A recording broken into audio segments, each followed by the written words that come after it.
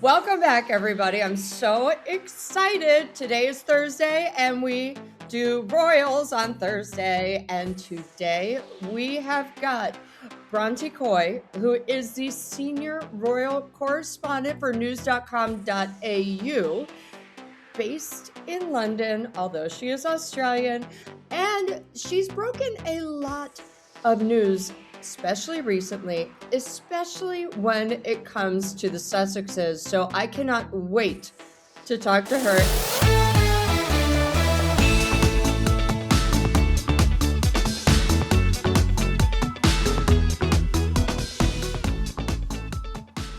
Bronte, thank you so much. Oh, thank you for having me, Paula. It's very exciting to be here.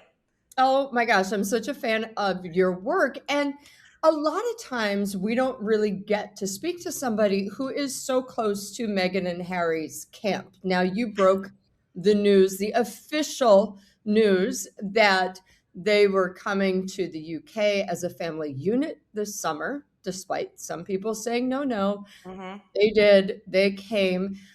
How do you think they feel that trip went?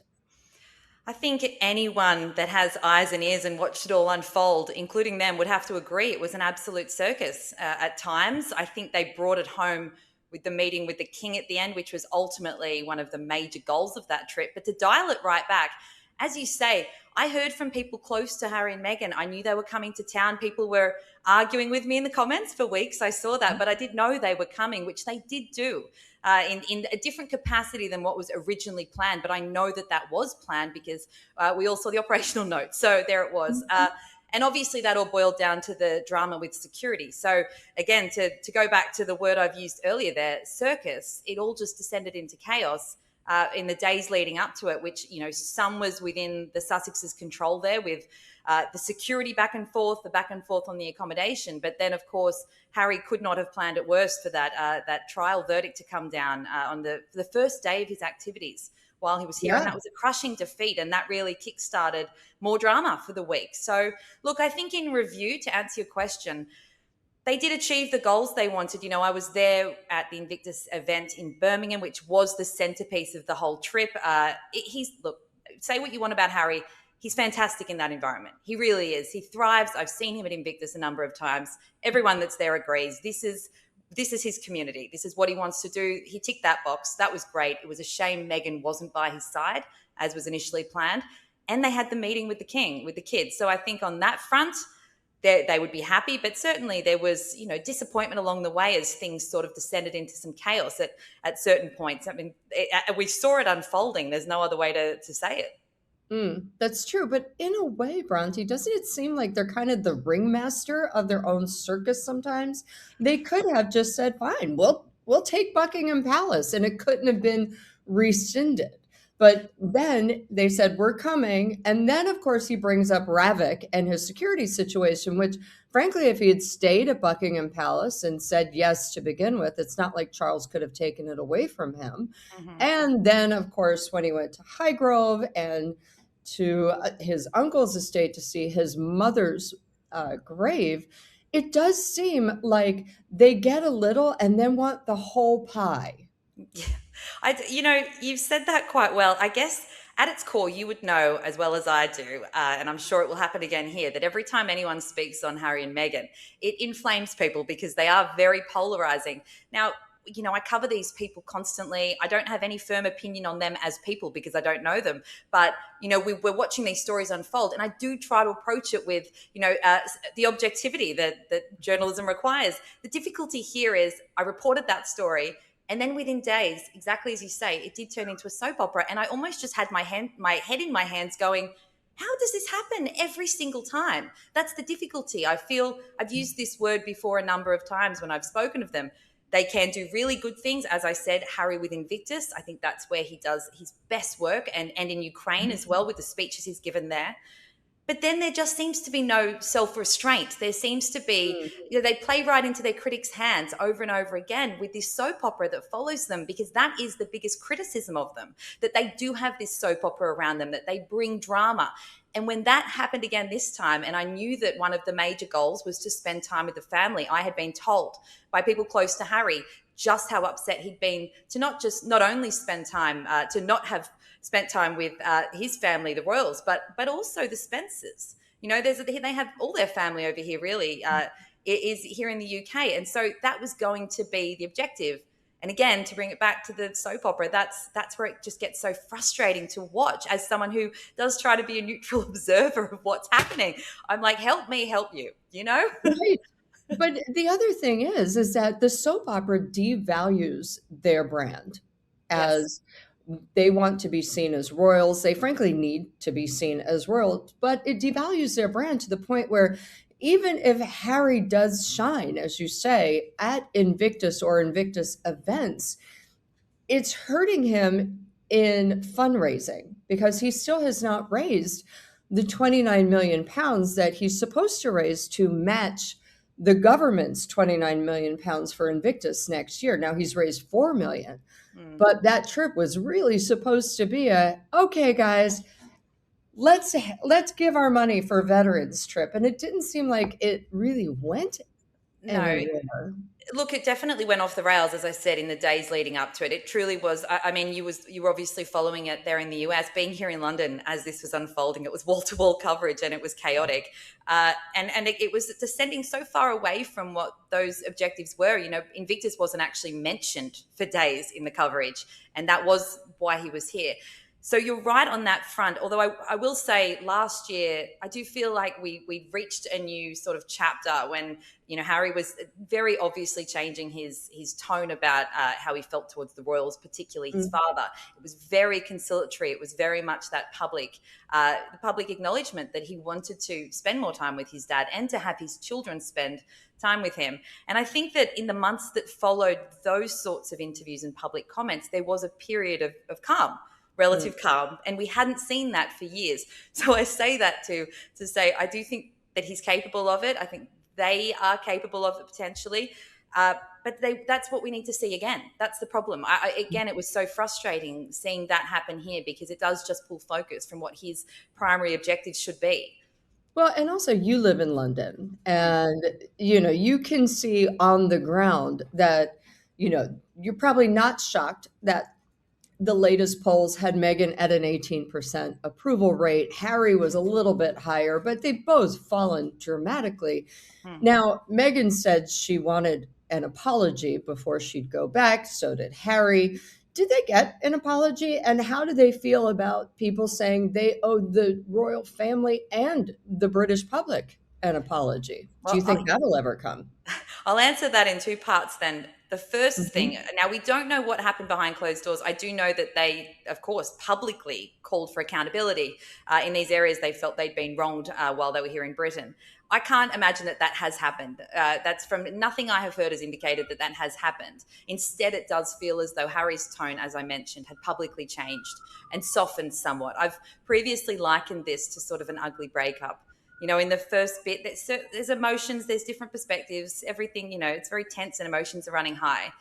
But once the dust settles a little, once you've had a little bit of time to think about it, a bit more calm can prevail and cooler heads. And I think that potentially that idea of a big public apology has been dropped because it's obviously not going to happen. It's definitely not going to happen from William and Catherine, who, by everything I'm hearing, and I do think it's very sad, William has no interest at all in speaking to his brother, despite some attempts in recent years from the other side.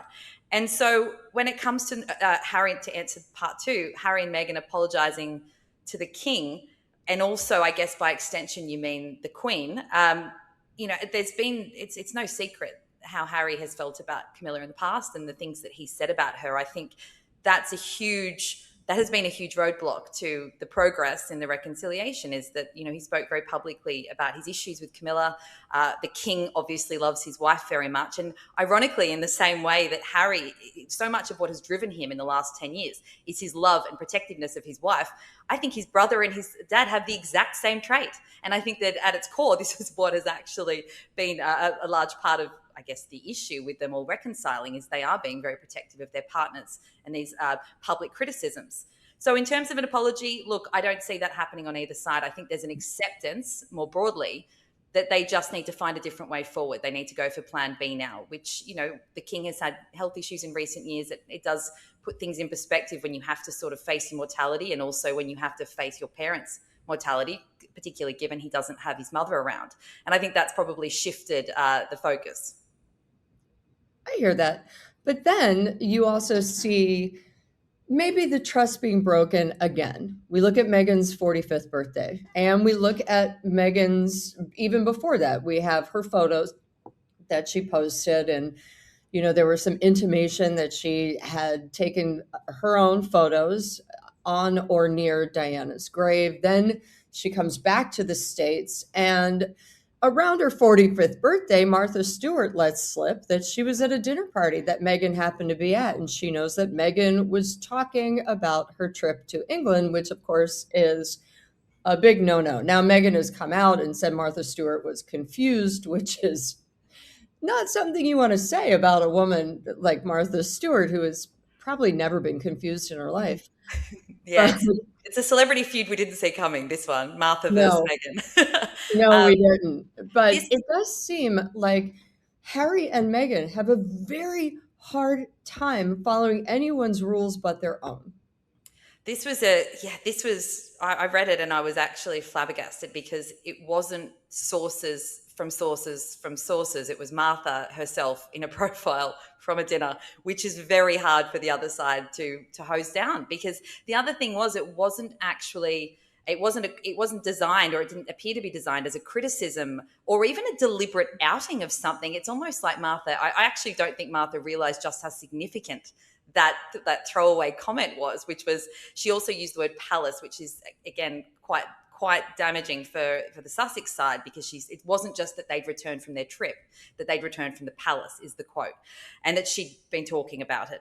Now, critically, and again, you mentioned being on the ground here in London, that week that they were here was just a buzz of activity, as you can imagine, among royal journalists, particularly on the day that this meeting finally happened. We all suspected it would occur in those days. We'd heard that she'd arrived the night before, even though it wasn't on the record.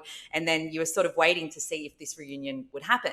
And for that all to come to pass, obviously it was the first step in a massive trust building exercise to see if, after all these years, there could be a restraint, that there could be trust being built between both sides. There's been so much tension in this area, and just a huge amount of mistrust.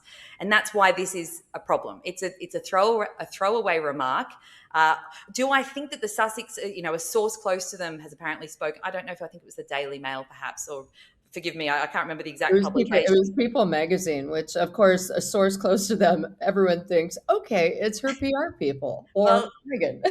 yeah, traditionally People magazine has been very Sussex friendly. That's the issue. I don't know that they should have then responded immediately to it, because it kicks up this story even further. It obviously gives it more oxygen, and I don't think anyone's reading Martha's comments thinking it's a deliberate dig or something that's really hazy. She's quite clear in it, and I think that it's embarrassing. I'd use the word embarrassing, but I also think it should have then been left alone, because, as you say, the quote that came afterwards, I think, was really unhelpful. But that's what they do. They do seem to react. I said the restraint issue, it was Harry after he lost his court case as well, releasing that statement. I think there can just be a huge lack of restraint, and it shoots him in the foot. Well, it's the same thing that happened with Kris Kardashian's birthday party as well. They come out and, oh my gosh, take the photos off. And we didn't sign anything. We didn't tick that box. And of course, the Kardashians are like, there was no box to tick. This is that became the ridiculous. story. Yes. So it does seem a little like this, like every time they open their mouth, they once again create more problems. And maybe they should just go back to never complain, never explain. But that being said, do you think they will travel as a family again to the UK this year, perhaps in September or for Christmas?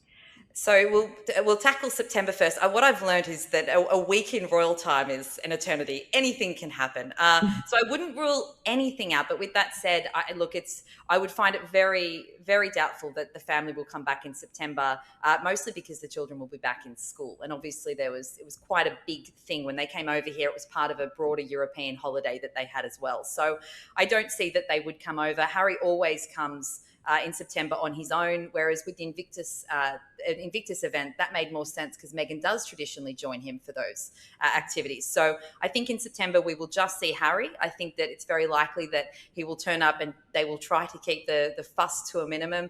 He'll do the Well Child Awards that he always does in September. He will probably do Invictus events, and he works with Scotty's Little Soldiers over here, a charity which he also worked with in July. I think he'll do all of that, keep his head down, hopefully, and I would assume meet up with the king, and then look, come Christmas time, as I say, who knows? Who knows what? It sort of always depends on what happens month to month, I think. I guess you are right. They if they put their foot in it or not. But Yeah, it's that's it. very frustrating, looking at this saying, "Come on, just don't why are you doing some of these things you're doing?" I think Harry does have look, everything I've heard from people close to Harry is that particularly in recent years, he really does have a strong desire to have that connection with the UK. And people Mm. get really outraged when I report this, but I mean it's the fact of what I'm hearing. It's not Yeah. it's not my opinion. It's what I'm hearing. And so, he's missing elements of his life here. I do get told all the time he loves Montecito. It's obviously an idyllic lifestyle, but also you need to have drive and purpose every day. And I think that there's, and it kind of feeds into the whole conversation about, them sort of making these quick decisions and acting emotionally from time to time and it being a problem. I think it boils down to there being sort of a lack of direction and certainty about what they should be doing post royal life, because it did all sort of happen quite quickly and emotionally. Megxit, I mean, and I think they're still trying to find their feet with all of that, and sometimes it's catastrophic. So I think Harry's thinking about the UK. He's wanting to make that connection, particularly with the Spencers, I would say, Mhm. but also I think he just misses elements of life here, and I wouldn't be surprised if we see him here more and more in the future. I know that's been a big part of why he's pushed so hard for the security issue to be resolved in his favour. Are you saying that they want a Megxin or a half Megxin? I do love the headlines around this. It lends itself to so much. Mhm. Uh, Look, as I said, whenever you speak to people close to them, they love their life in the US. I really don't see a world where Meghan would want to return to the UK in any sort of official or permanent or semi-permanent capacity. It does make sense that Harry misses his life here in parts because this Mhm. is where he grew up. You can be angry with it, but you can still love it and the people here.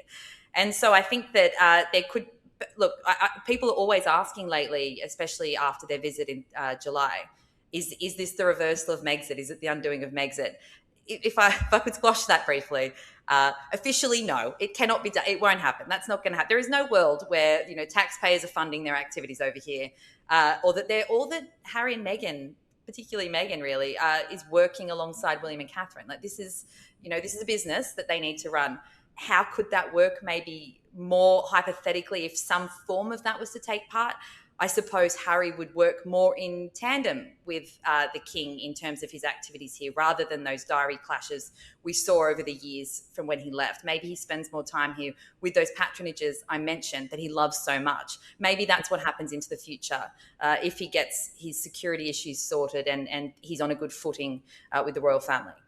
So as of now, you're saying that Archie will not go to Eton with Prince Louis, possibly.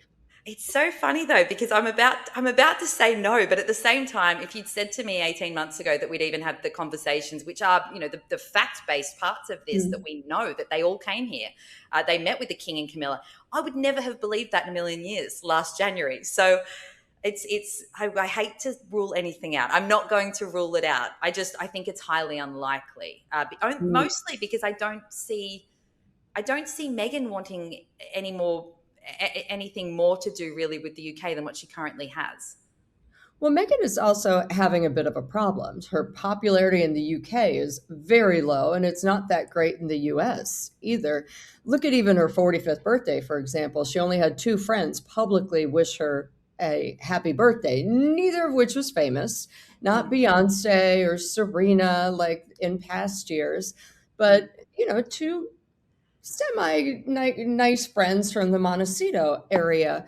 But it doesn't seem like she's welcomed in any circles in California so much anymore. Yes, she went to David Foster's big gala, but that was because of his wife, not so much David Foster.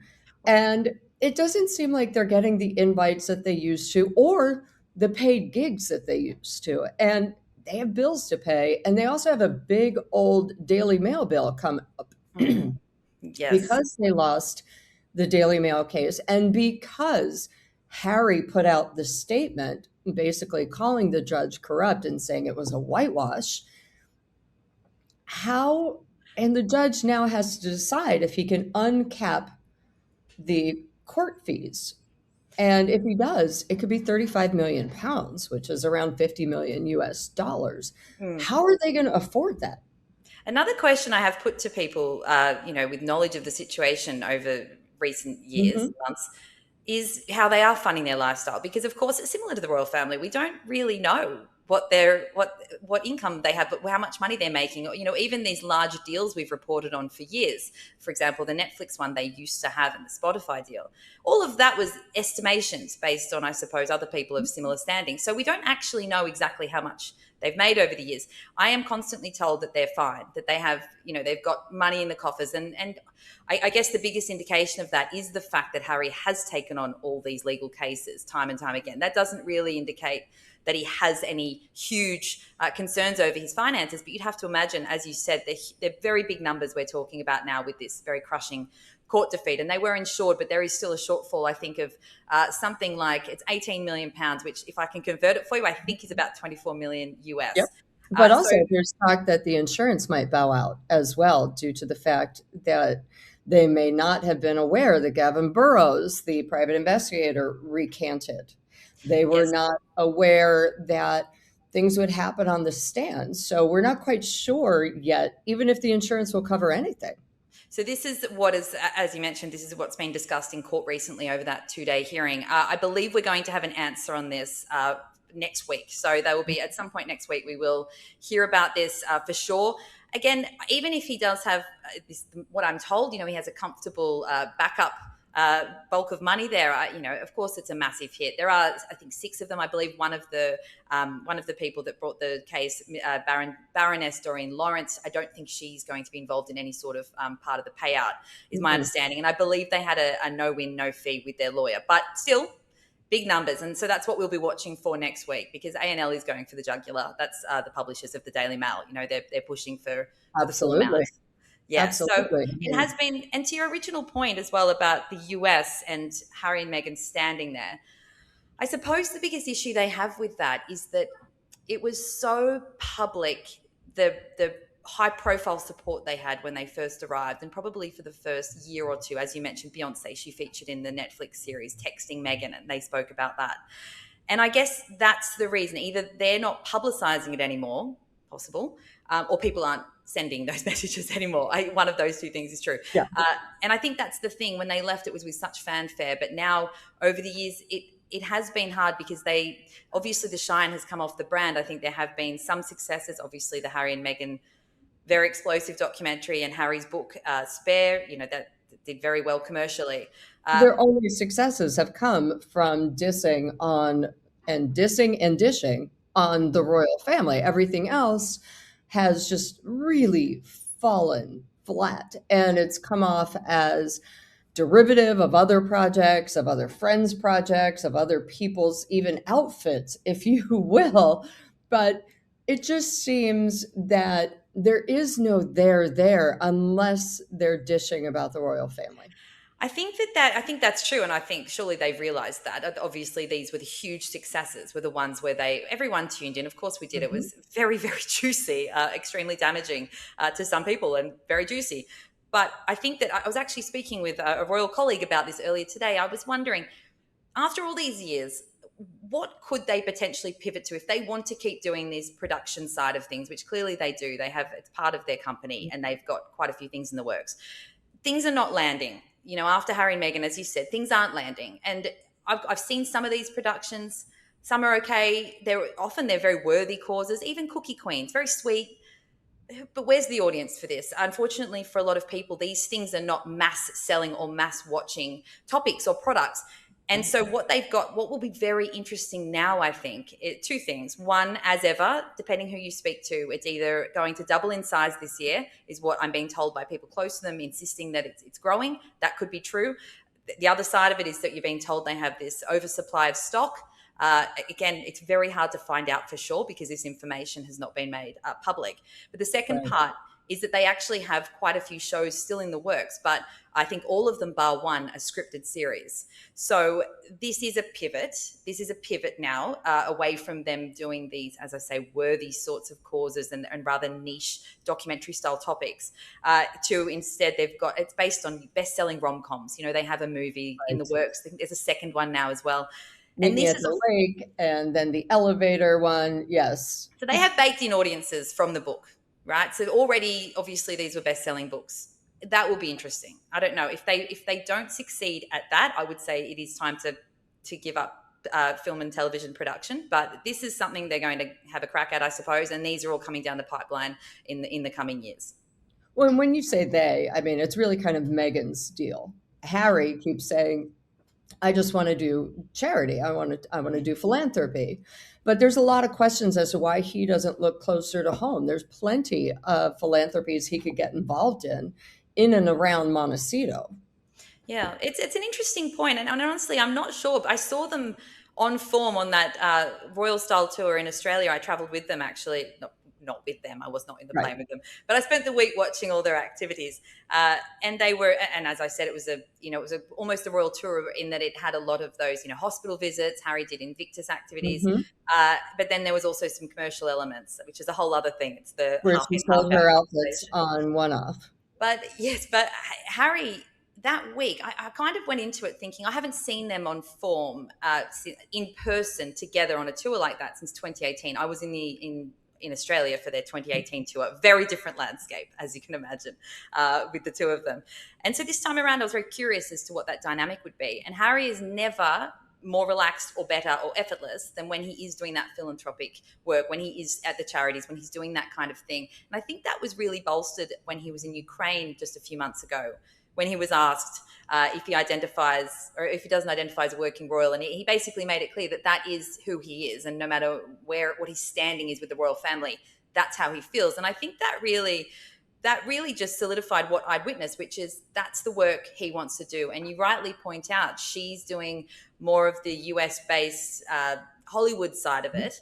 But it doesn't feel, I haven't gotten the impression that his heart is greatly in any of that. Maybe it was initially, but I know now his focus is very much on Invictus, well child, as I say, when he comes back in September, but all those sorts of things that he works on. Right. Well, it remains to be seen how much he can actually raise for Invictus, because at this point, people are quite angry about it. And I know that taxpayers, especially the ones in Birmingham, are really, looking at it askance, saying, why does it need to cost so much? And also, it seems that Harry's idea of working is showing up, shaking hands, being celebrated, and then going home, I which will to you and I is considered a party, but But not good, they're good necessarily. work hours. They're good work hours for sure. I will get probably slaughtered for this, Paula, but I'm going to say it anyway. I think I've been very openly critical of Harry and Meghan, even on this show, and at certain points over the years. Um, the Invictus work, because I have seen it face to face with him, that community adores him, and it is actually very inspiring when you're in the room. I do understand, there are a lot of issues. The cost of living is, an across the board issue. People are really scrutinizing taxpayer Also, why dollars. it's going to cost almost 60 million pounds for 500 people to participate in games. It's when the Wounded Warrior Games in the States cost 2 million a year.